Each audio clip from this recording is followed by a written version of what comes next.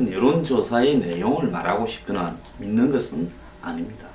대선이 끝났다 하는데 여기 있는 저조차도 대선이 끝났다고 생각을 하지 않습니다. 지금 박근혜 대통령 탄핵이라는 초유의 사태가 지금 발생한 이래 국민들이 전부 집단적인 정서적 아노미 현상을 이렇게 빚고 있는 사태를 만들었습니다. 자, 정서적 아노미 현상이라는 것은 대통령 탄핵이라는 부분에 박 대통령을 반대했던, 찬성했던 많은 사람들이 지금 정서적 혼란을 지금 겪고 있을 겁니다. 이 사태의 와중에서 그 수에는 더불어민주당의 문재인 후보가 다 보고 있습니다.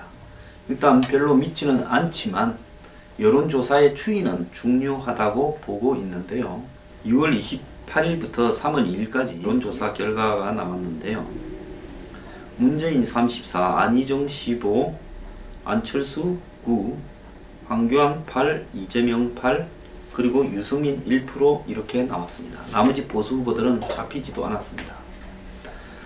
자, 문재인이 지난주에서 32에서 34로 안희정은 지난주보다 6포인트나 내렸고요. 안철수는 1% 올랐고 이재명, 황교안은 지난주와 이렇게 8%로 똑같았고 유승민은 지난주 2%에서 반토막이 나서 그나마 없는 지지가 2에서 1이 되어버렸습니다.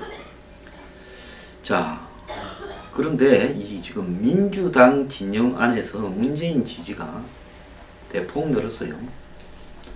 그렇다면 민주당의 지지자들은 안희정을 한번 생각을 해보다가 다시 문재인으로 가고 있다라는 부분이고, 보수층에서는 황교안이 이렇게 우위를 점하고 있고 24%, 중도층과 진보층에서는 문재인이 우위를 점하고 있습니다.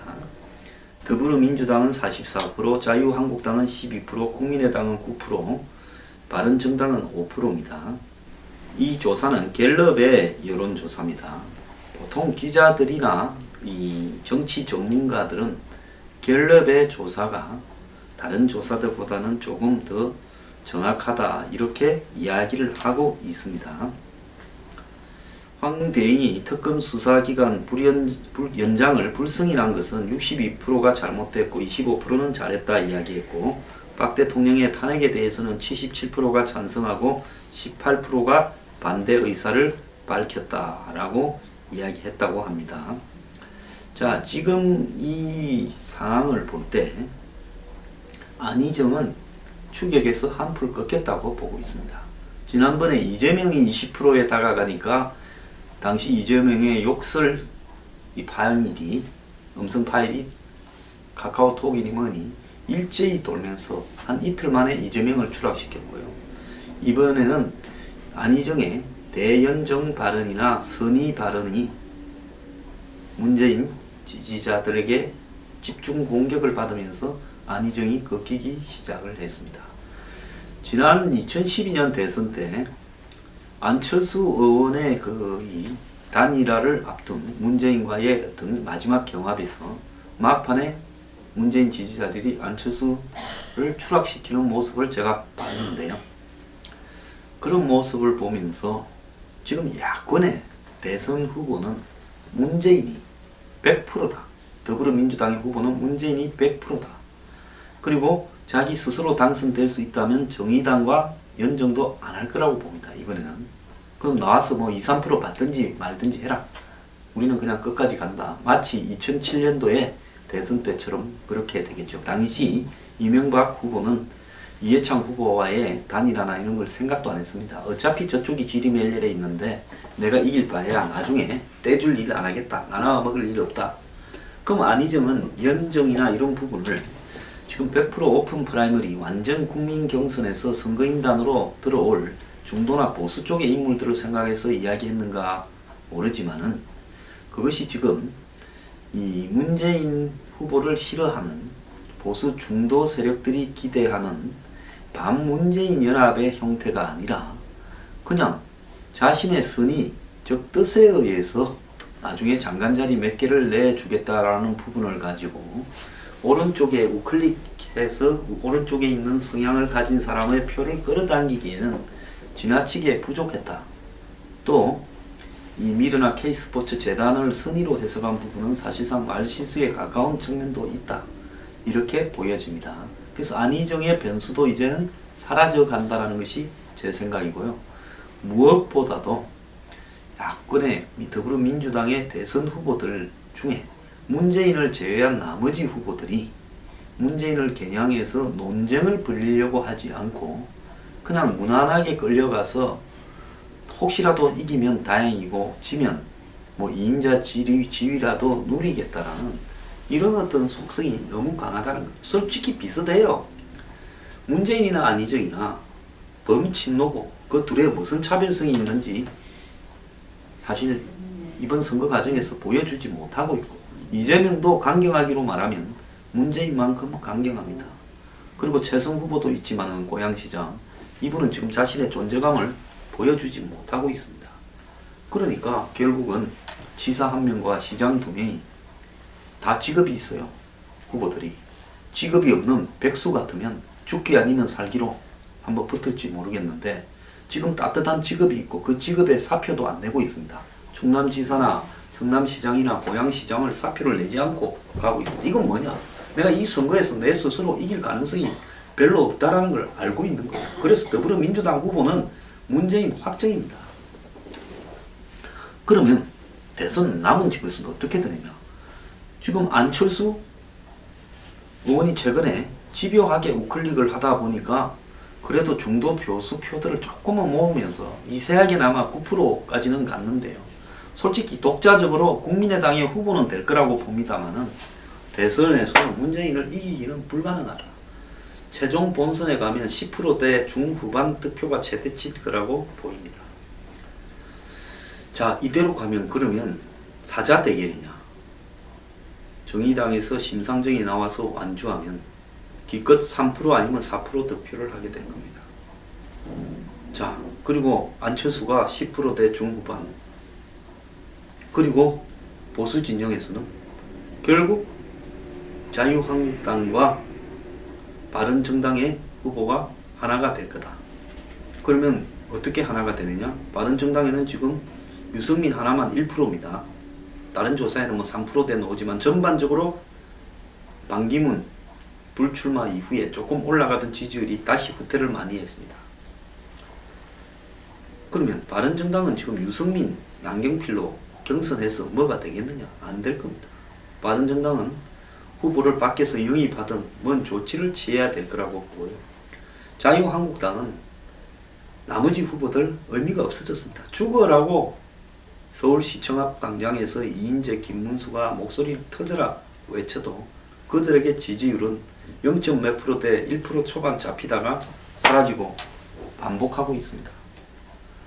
그런다고 이인재, 김문수, 김진태 이런 사람들이 대선 후보가 될 가능성은 저는 제로라고 보고 있습니다. 그럼 자유한국당의 후보는 그나마 이빨이 좀 센 홍준표 지사와 황교안 대행 두 사람이 아마 경쟁을 하게 될 거라고 보는데요. 황 대행은 오늘 아침에 조찬 기도에서 의미심장한 이야기를 했습니다. 어떤 의미심장한 이야기를 했느냐? 사람이 길을 계획할지라도 그의 걸음을 인도하는 이는 여호와시다 라고 이야기를 했습니다. 듣기에 따라서는 자신이 소명의식을 가지고 대선 출마를 할 수도 있다라는 것처럼 비춰지는데요. 그런 이 황 대행이 진짜 출마해서 보수 지지자들에게 임팩트를 가지려면 정우택 자유한국당 원내대표가 탄핵 발표 전에 출마 선언을 해야 된다라고 이야기를 했습니다. 그런데 황 대행의 입장으로 보면 저분의 스타일이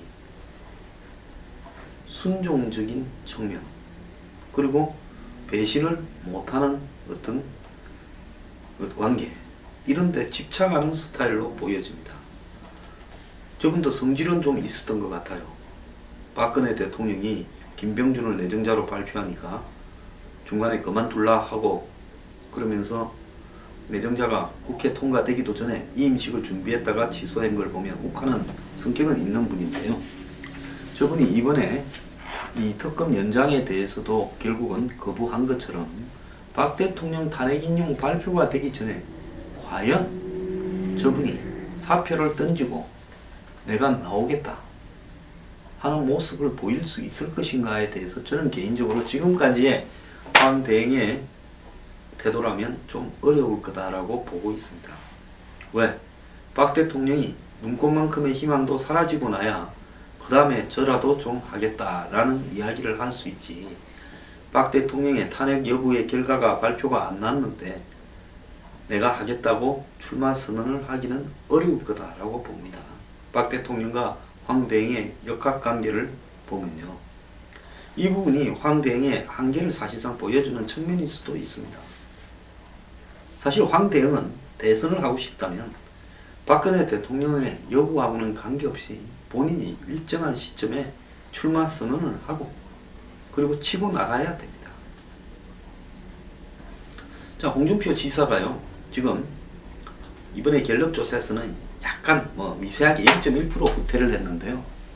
여기서 3%대 지지에서 치고 나와서 뭘 하려고 한다면 저는 홍 지사가 승부수를 던져야 되는데 그 승부수가 막말이 아니라 나름대로의 그 시대 정신을 가져야 된다고 보고 있습니다. 홍준표 지사는 지금 갤럽 조사에서는 잡히지도 않았어요. 리얼미터 조사에서 0.1% 이번 주 떨어간 걸로 0.1% 이번 주에 떨어진 걸로 나왔는데, 자, 홍 지사가 지금 시끄럽게는 만들고 있지만 그것이 과연 본인이 가지고 있는 장기를 바탕으로 해서 대선에서 이 자유한국당의 후보를 걷어차고 더 나아가서 외연 확장성을 가질 수 있는 그런 아젠다인가라고 봤을 때요, 그것이 수구 보수적이거나 기득권 지향적이거나 재벌 옹호적인 아젠다, 그리고 현재 이 서민들의 경제적인 삶의 사회적 조건을 외면하는 아젠다로서는 거의 불가능하다고 봅니다.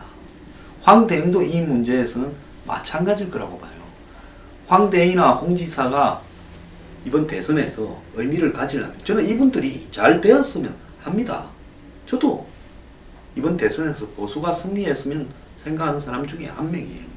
그런데 이분들이 잘 되려면 자신들이 가지고 있는 사고방식을 바꾸지 않으면 어렵다는 겁니다.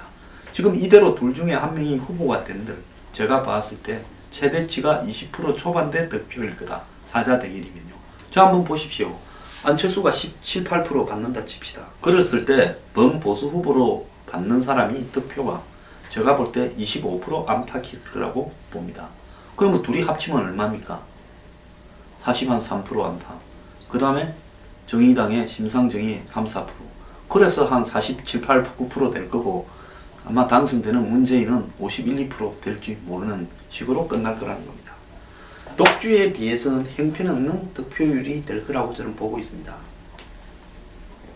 과거에 이명박 대통령이 당선될 때 여권 분열을 했는데 48% 이상을 받지 않았습니까?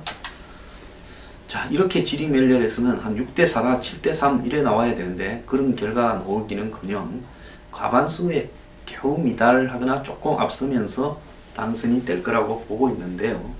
결국은 투표율 자체가 60%대 중초반 투표율로 끝날 거라고 보고 많은 합리적인 보수의 시각을 가진 국민들은 이 선거에 기권을 할 거라고 보고 있습니다.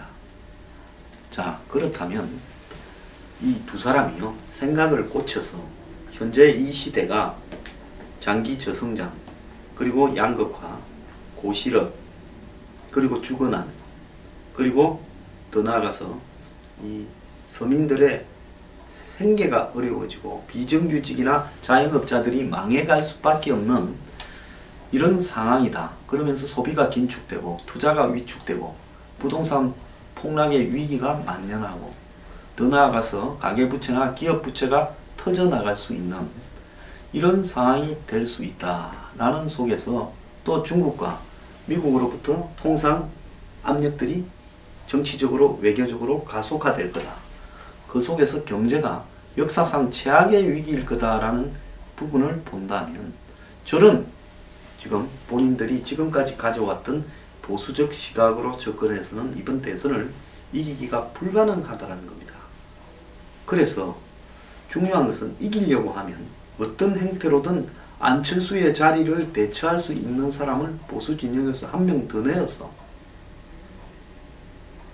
안철수가 얻는 표들을 그 사람이 흡수를 해서 이 자유한국당 후보와 바른정당 후보까지 다 망라하는 단일화를 이루어내는가, 안 그러면 안철수까지 넣어서 이루어내는가, 이 부분이 아니고는 이번 선거에서 이기가 어렵다. 그러면 이번 선거에서 가장 큰 이슈로는 뭘 갖고 가야 되는가? 하나는 안보 동맹이고요. 이거는 안보만으로 가지고는 100%를 포괄하기는 어렵습니다. 지금 젊은 층이나 중도층을 안보만을 강조해서 이번 선거를 이긴다라는 것은 어렵다는 겁니다. 그것은 자유한국당이나 노장년층의 시각일 뿐인 겁니다.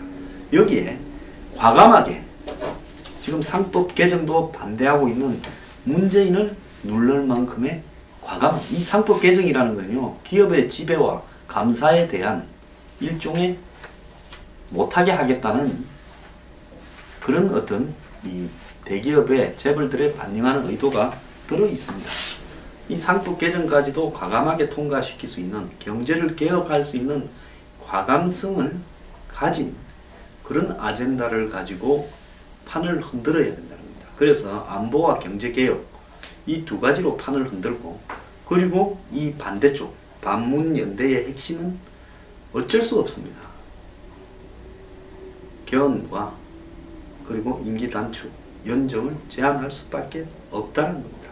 저보고 생각을 바꾸었다, 더러운 이 개헌 세력들한테 먹이를 던졌다, 그들이 봤을 때요, 박 대통령이 지켜야 된다는 사람이 봤을 때 개헌 세력들이 김무성을 비롯해서 더러운 세력들이라고 이야기할 수 있겠죠. 자, 그런데 한번 봅시다. 그들이 존경해서 지켜야 된다는 박근혜 대통령은 자기가 살기 위해서 지난 10월 24일 국회에 가서 개헌하자고 던져주지 않았습니까? 박 대통령이 던지는 것은 괜찮고, 제가 하다 못해서 정말 안보라도 지키면서 개헌 동맹을 맺자, 안보 동맹을 맺자 하는 것은 잘못된 겁니까? 박 대통령이 하는 건 다 옳고 제가 말하면 틀린 겁니까? 박 대통령은 총리까지도 야당에 넘겨주겠다고 그렇게 말하지 않았습니까? 자, 지금 현실이 그렇다라는 부분이고요. 저도 원칙을 고집하면서 가야 되는데, 원칙을 고집하면 문재인이 될 거고, 문재인이 되면 안보 문제가 흔들릴 거고, 그렇다고 경제도 잘 대처할 거라고 보지 않습니다. 사실 대기업의 이해관계를 반영할 가능성이 전력을 봤을 때 매우 농후합니다. 그러다가 참 나중에 땅을 칠 일이 발생하는 것보다는 그나마 안보 동맹으로 개헌, 연정, 임기 단축으로 가는 게 낫지 않냐라는 생각입니다. 제가 뭐가 잘못됐는지 좀 생각을 해보길 바랍니다. 자, 제가 볼 때 수는 이것밖에 없다. 그래서 지금 보수 쪽의 후보들이 생각을 크게 바꾸거나 안 바꾸려면 밖에서 한 명 데려와야 되거나, 안 그러면 외연을 넓히는 극단적인 선택을 해야 되거나, 그런 수밖에 없다 봅니다.